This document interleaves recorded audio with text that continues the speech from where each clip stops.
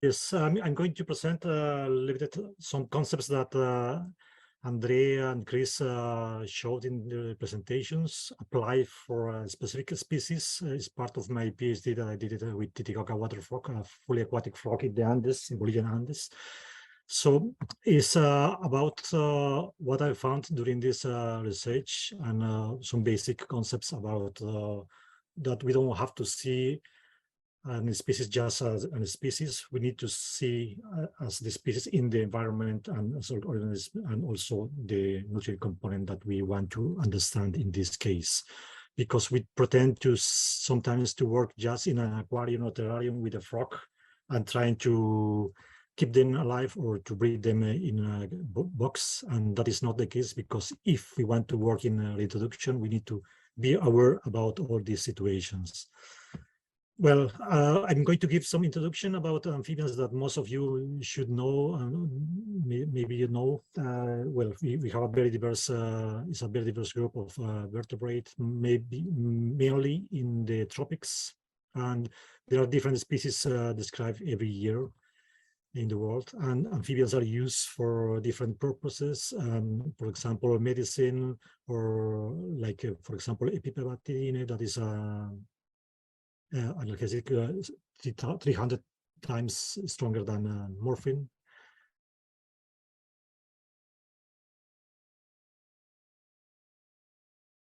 And for example, we have here numbers, huge numbers of per year, like 90,000 tons per year of exports of frog legs or protein based in frogs, or 107,000 tons of imports and mainly in Europe and US.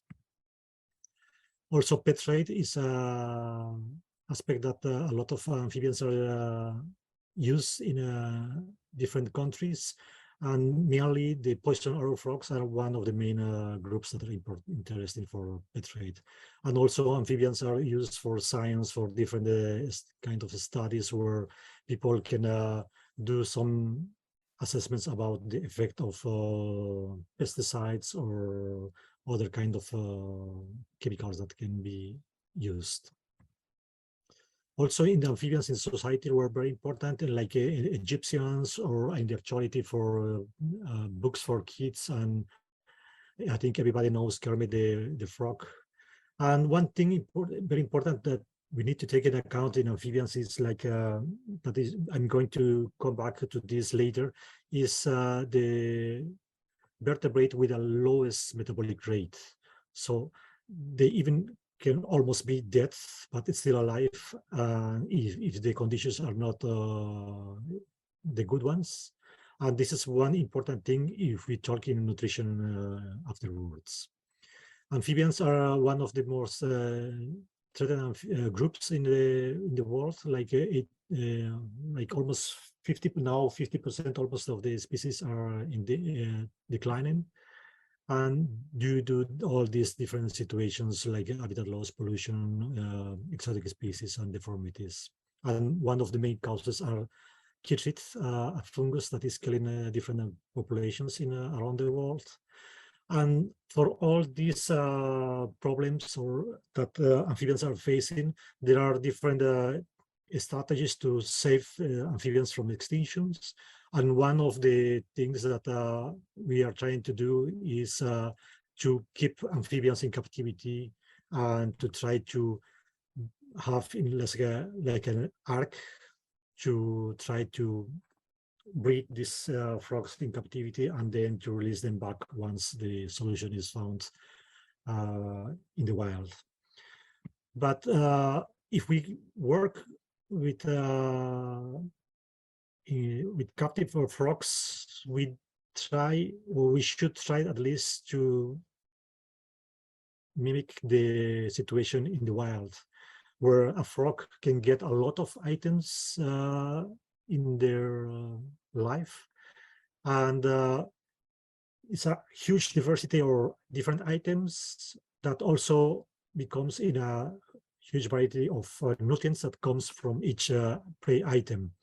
And if we talk in captivity, the problem is that we don't have this number of species or variety in captivity, because we are based basically in 4, 5, 6 prey items that are most used, like crickets, earthworms, or cockroaches.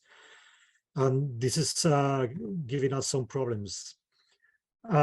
Also, another aspect that Andrea talked about is that there are some recommendations about the nutritional requirements for amphibians, but these nutritional requirements are based in other taxonomic groups, like because the frog lay eggs, they put some information about, from fish that lay eggs, or also from the chickens, or from dogs, from other aspects, or rats. So it's not a specific study that says these are the nutritional requirements for amphibians based in amphibians.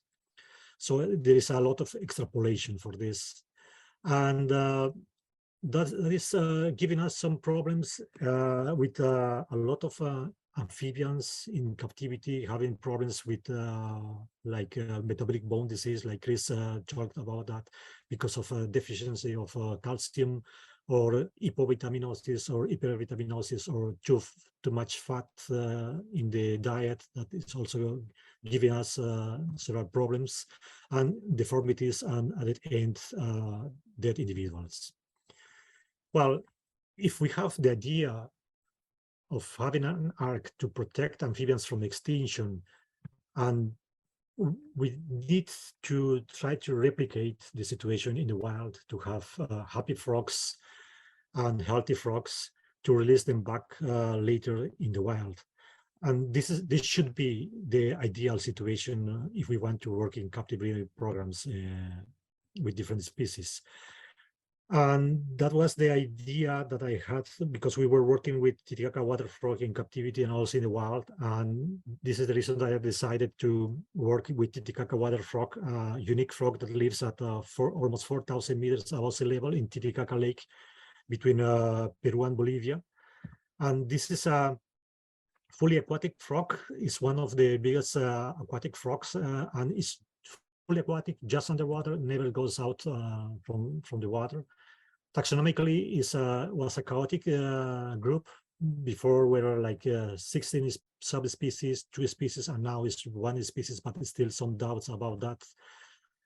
But this species has a lot of adaptations to survive in high altitudes, like very shaggy skin to be able to absorb a lot of oxygen. Also, the red blood cells have some adaptations to get as much oxygen as possible. And unfortunately, this species is used for medical use or touristic activities, where the frog is sold in markets as frog juice or frog legs in the restaurants.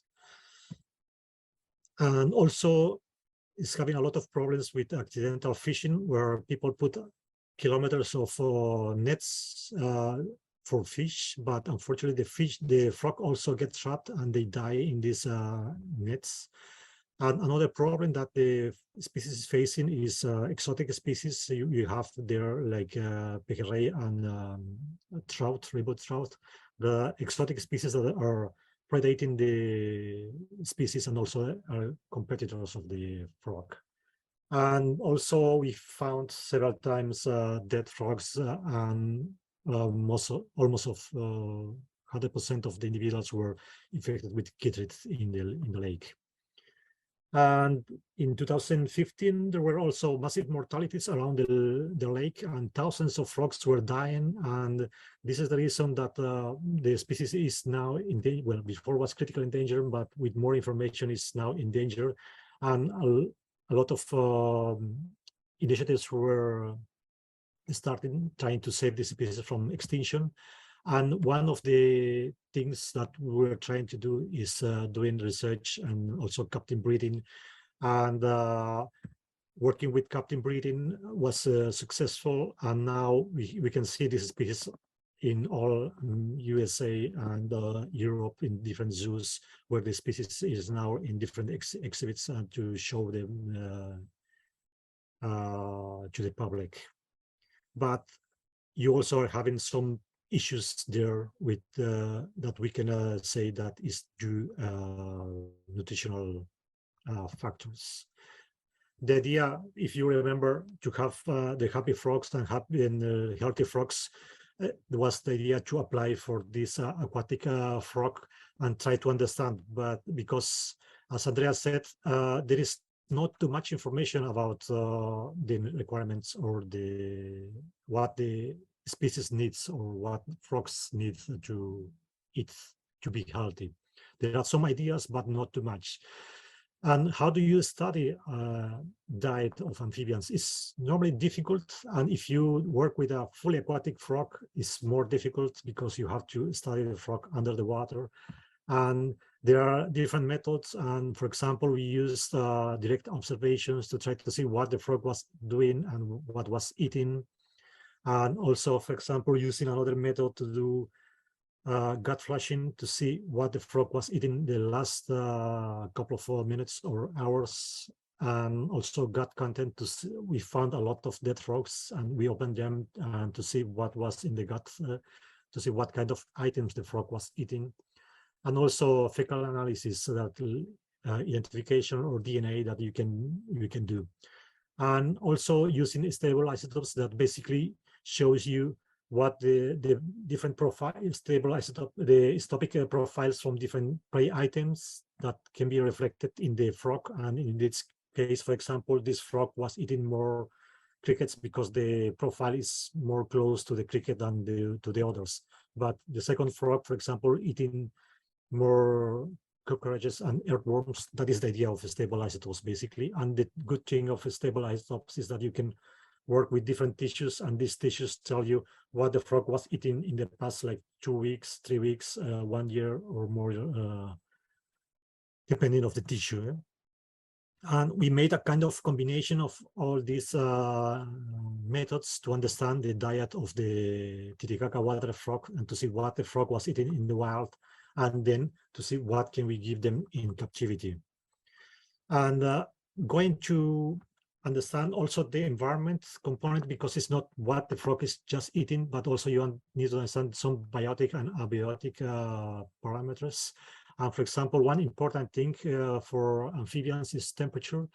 And for that, we put it like this data loggers to measure temperatures during all the year in different habitats of the lake to see to which temperatures were the frogs exposed. And we see, for example, that there is a variation during the year, that the temperature in the water is not uniform. If there is you have a very clear winter in July, August with low temperatures and high temperatures in December and January. That bibliography told us, for example, the temperatures are just between 11 and 14. So now we saw that the frog is exposed to other temperatures.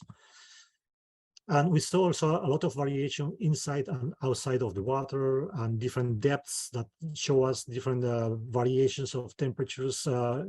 Shallower waters have more variation than deeper waters. And you can see in this graph, like, for example, there is a lot of variation of temperature in shallower waters. I'm going to explain why it's important this.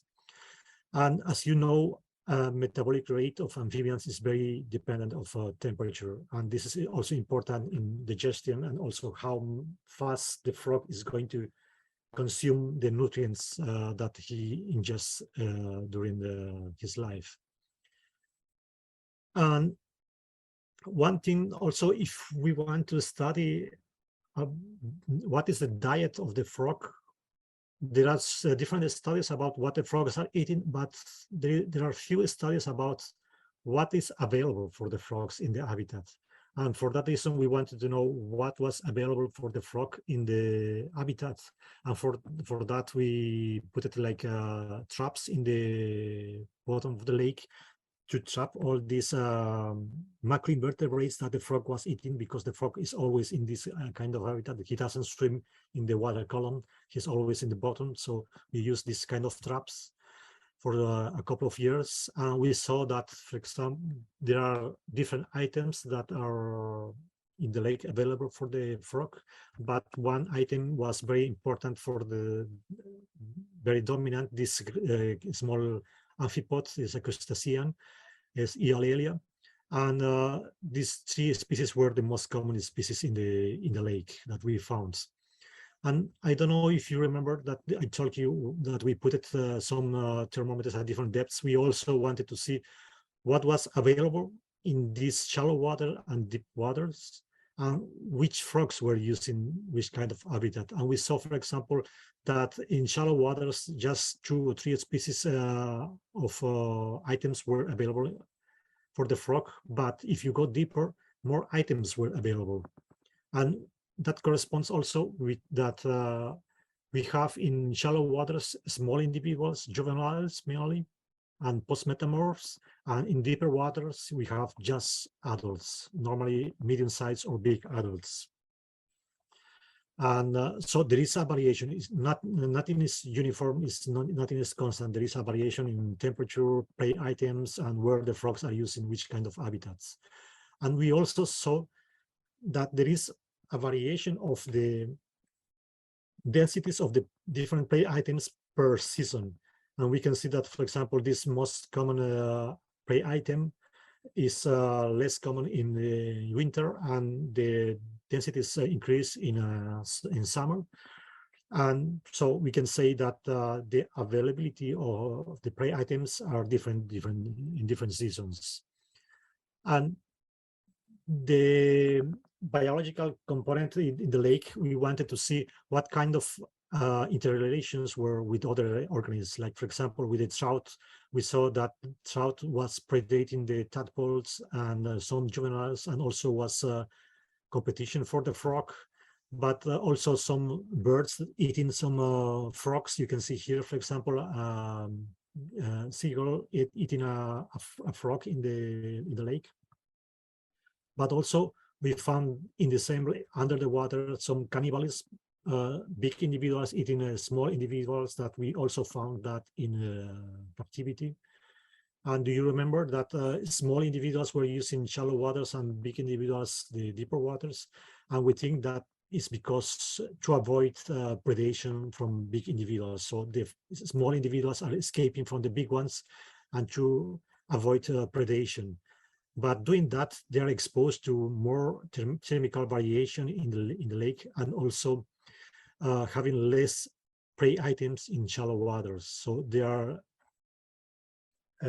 have less ideal conditions, but they are avoiding the main predator in the lake. That is, they are the same adults of the same species. Well, going specifically to the nutrition components, we did it different analysis with gut content, stable isotopes, observations, and to try to understand the nutrients that they were taking in the lake. And with gut content, finding dead individuals in the lake, we did it post-mortem analysis to try to see what was in the gut, in the stomach, in the small intestine, in the big intestine. And we can recognize, for example, do you remember the amphipods that was very common in the lake, or also some small fish like Orestias ispi that the frog is eating in the wild. And well, with based in the gut content analysis, we got a list of different items that the frog was using, and these were the main items that the frog was using. It's basically the amphipods and 2 species of snails that were the most common. And if we see which species were the most common in the habitat, which ones are the frogs eating, we can see that just the crustacean, the amphipod, is the most common and also consumed a lot by the frog. But these 2 species of snails are not so common in the lake, but they are more commonly found in the gut of the frog. So it seems that the frog is eating this species that is common, but also is trying to get these 2 species from the lake. And if we see also a variation of the diet of the frog at different sizes or stages, here you can see in the x-axis like size of the frog, and here the proportion of the prey in the gut content of these amphipods, you can see that small individuals are eating a lot of this item, and once they go bigger, they eat less and less of this item. So it's not constant. Small frogs eat this more, and big frogs don't eat too much. And if we analyze the same with this species of snail, for example, we see that small frogs are not eating too much, but the big ones, they like to eat a lot of these snails. And less clear, but the same pattern with this other snail, that small frogs are eating less than the big frogs, this species of snail. So there is a variation of the diet at different stages or size of the frogs, because you have adults like 7 centimeters frog is an adult already breeding, and also like almost 20 centimeters is also an adult, that these frogs are eating different items, or proportion at least. With the stable isotopes, we did an analysis with more than 100 individuals using CR mixing models. And we were able to see that also the same pattern, that there is a variation of the diet depending on the size of the frog, and also the trophic level that the frog is using is higher when they go bigger. Small frogs are at a lower trophic level than big frogs, so there is a shift of the trophic level. And also we can see that the frog is not eating the same different periods of time. For example, here we have liver, that the frog is eating mainly these 2 items, but if you that is like 2-3 weeks ago that the frog was eating more this. But if you are analyzing, for example, bone, that is what was the frog eating like several years ago, the proportion changed, and the frog seems that he's eating more like these other species of snail, and not too much like this in the liver. So there is a variation during the seasons and during the age of the frogs of the diet. Like, for example, mussels, like I told you, there is these 2 items that are eating more like 3 months ago, more or less, and the bone that is also a shift. With observations, we also had different items that the frog was eating, for example, different species of fish, orestias, and leeches, and cannibalism, or also this crustacean. Well, this also gave us a lot of information what the frog can eat in the wild, because you could think, yeah, this item is too big for the frog, but we saw several times frogs eating the same size of fish, or even frogs from the same size, and that allow us to realize that the frogs are able to eat a lot of items in the wild. And this is a nocturnal picture, and normally the water is completely transparent, clear water, but if you go out during the night, you can see a lot of zooplankton and macroinvertebrates. And I don't know if you see here the frog, and the frog is also eating small items that they can get in the water. Well, this gave us some idea what the frog was eating, depending on what was available from the lake, in the lake. And we wanted to go a step further to see what the kind of items were providing what kind of nutrients. And for that, we did it from each potential item. We did a nutritional analysis to see what kind of nutrients we found in different species. Well, this is just a small example of the tables that we got from different nutrients. We did it like macronutrients, minerals, amino acids, fatty acids, from all the prey items, potential prey items that the frog was able to eat. And for time constraints, I'm going to just give some examples, like working with crude protein and gross energy, and calcium and phosphorus values, to explain some patterns that we found in Titicaca water frog. And for example, if we see the different items that we have in the lake, we see that not all the items are similar, talking about gross energy or crude protein. And we can see, for example, that snails are very low in crude protein and gross energy. And you have here the amphipod that is in the middle. And these soft body individuals or species are very rich in protein and gross energy. And you remember that the frog is eating mainly this and also these items. The same pattern you have here if you work with gross energy and relative abundance, what was available for the frog. And you can see, for example, that the snails are not interested in nutritionally talking, but also not interested if you talk about abundance. There is not too much of these snails, but this species of amphipod is very common and is also relatively interesting if you talk about nutrition of this prey item. And you have also these items that are very interesting if you talk nutritionally, but they are very low in density. So maybe it's difficult for the frog to find these prey items, and this is the reason that also is not eating too much this. And one thing that you can see, like a pattern, that this species is very common in the lake and it's used by the frog a lot. And we can see that this species is also relatively in the middle of the, if you talk about calcium and phosphorus, Chris said that to avoid metabolic bone disease, you have to have like a positive relationship between calcium and phosphorus, more calcium than phosphorus. And you can see that, for example, this Yalelia, this amphipod is in the middle. And if you talk about the snails are the best options, and then you have the other species.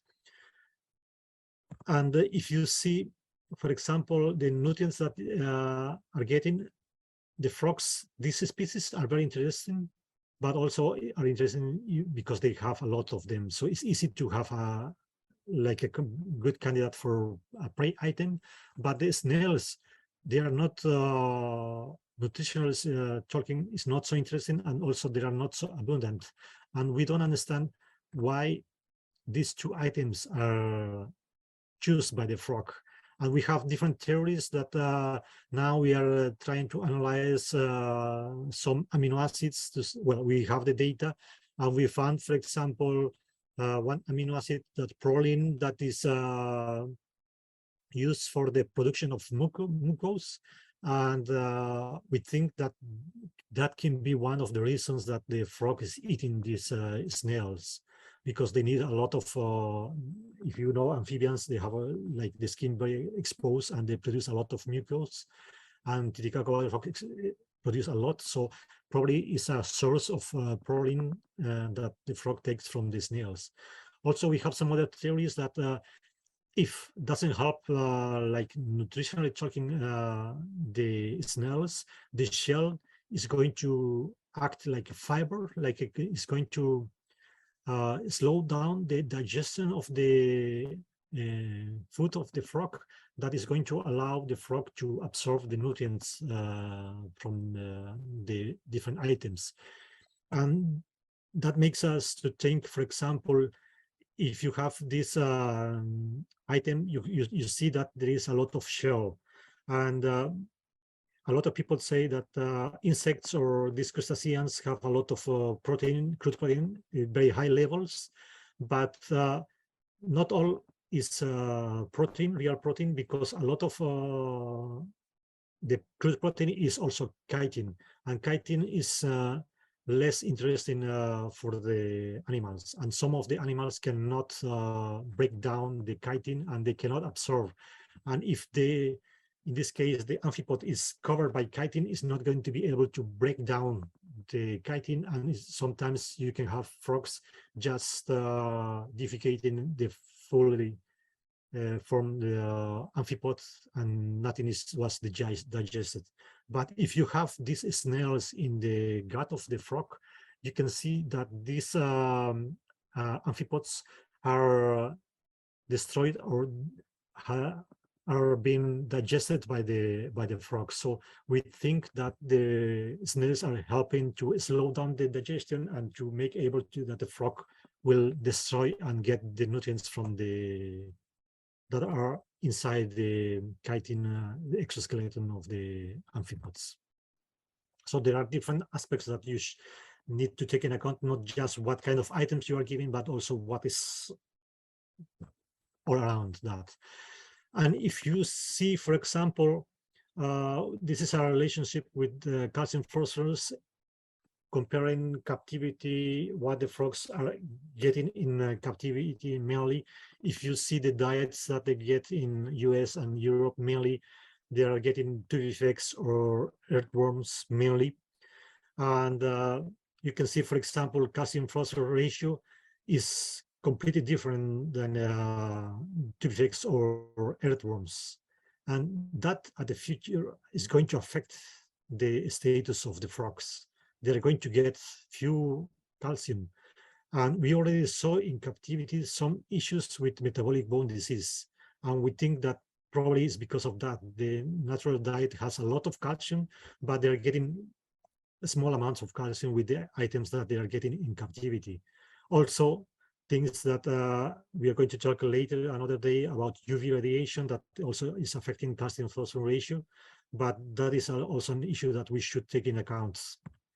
And for example, if you take a ratio of fat and protein, you can see, for example, frogs in captivity, they are getting a lot of tubifex that are very fatty. They have a lot of lipids. And if you see the main item that the frog is having in wild, there are very low levels of fat. So we are getting a lot of fat individuals in captivity. And if you go to see some pictures in the internet about from captive frogs, you are going to see a lot of fat individuals. And this is the case, for example, just one picture to see. This is not for me that I am working in the wild a lot with this species. I see that this frog is too fat, and it's not the normal situation that you have in the wild. And for example, this graph shows like different populations, different colors, different populations, the body condition of the frogs in the wild.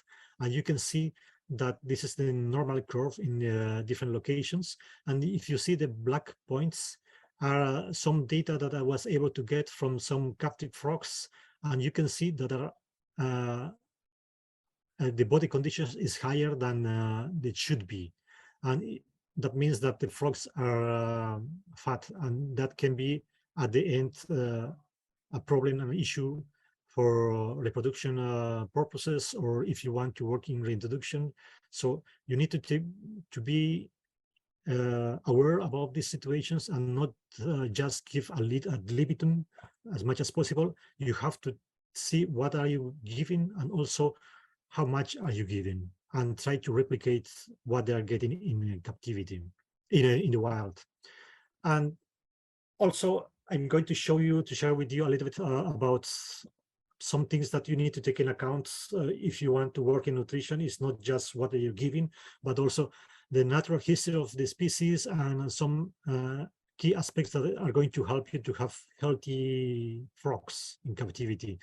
And for example, we saw, well, one of the things is which kind of depths the frogs was using, and also juveniles were using shallow waters and adults deep waters. And here juveniles were more exposed to UV light that also affects in absorption and synthesis of vitamin D3 and absorption of calcium. And you can see that also are exposed to more variation of temperature, avoiding predation and different kinds of nutrients that they can get in shallow waters. But also the densities are versus time of the day.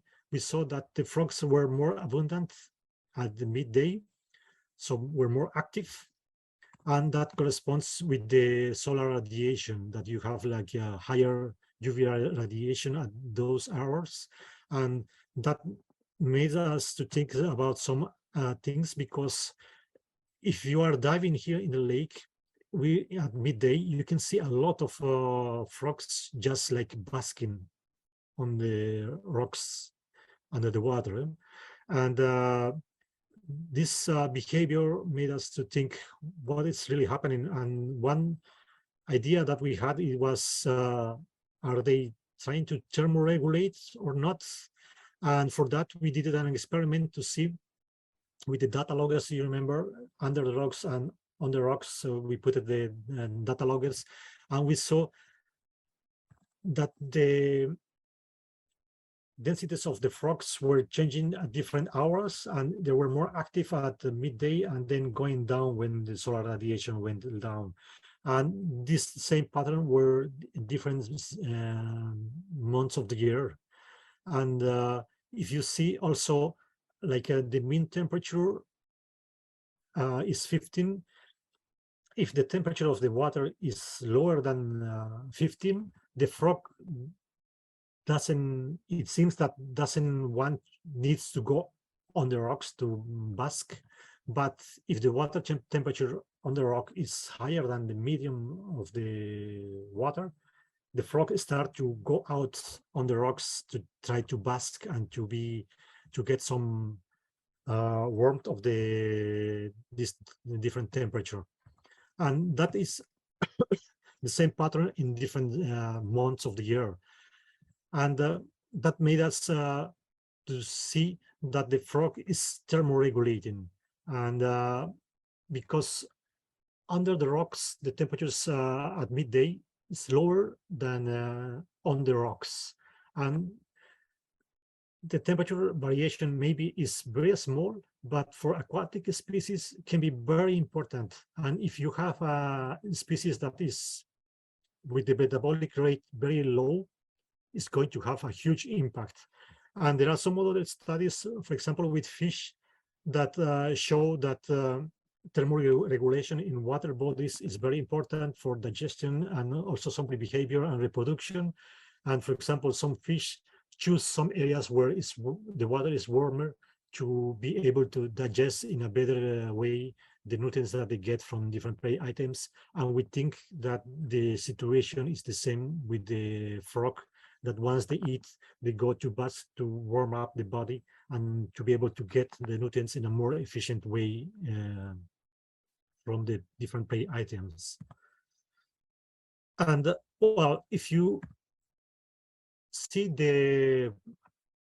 how do you see these nutrition aspects in a population scale? We made an analysis with the stable isotopes comparing 3 localities in the lake to see if there was a variation of the diet in different locations. The same water body, the same lake, just different distance. We saw that the trophic niche of the species is different. You can see, for example, here, the red circle is like the small side of the lake, Lago Menor here, that the diet is very different to these 2 that are from the big side of the lake. So there is a geographical variation of the diet of this frog. Is not uniform in all the lake. And also, if you work with small, medium-sized and big frogs, you can see that there is a shift and variation of the diet from juveniles to adults. And you can see, for example, small juveniles have a trophic niche that is going to shift to medium-sized adult frogs, and it's going to be completely different to big-sized adult frogs. So there is a fully a shift of the diet at different stages. And if we work in captivity, we just give merely these 4 or 5 items all the life, and we don't try to mimic this situation that there is variation at different stages. And it's another world if they are tadpoles, for example. And well, some applications of this, if you remember that you work with captive amphibians, you have to try to replicate wild diet of the amphibians in captivity. trying to also get the nutrients that they're getting from wild prey items. And the idea it was here to show what kind of nutrients the frog was getting from which kind of items, and in this way to get from the nutrients that the frog is eating, and also the items that the frog is eating, and also the relative abundance of the prey items, to make calculations to try to see what were the nutrient requirements for this species. Because as I said before, and also Andreas said, that there is no such information for amphibians. We need that information for amphibians, and that was an attempt to see what were the nutrient requirements for, at least for this species, that could be extrapolated from other amphibians, or at least some aquatic amphibians that are endangered or are living in captivity. So the idea was to try to replicate what we have in the wild in captivity. And well, this is can be well applied in ex situ programs in captivity, because if we have the idea to have an ark with captive frogs, there are two ways to have fatty and not healthy frogs, or skinny frogs maybe, or happy frogs. And one thing that now is happening is like we are giving too much fat to the frogs, and very low levels of calcium. But if we try to replicate the diet of this species in captivity, we are going to be able to have happy frogs. And because this frog is kept in captivity for introduction purposes, we should be very aware about this, and we think about a lot about this, because we don't want to reintroduce not healthy frogs. We want to reintroduce healthy frogs, and this is very important to take in account. And in situ also has some applications, because now we understand what kind of items are very important for the frog.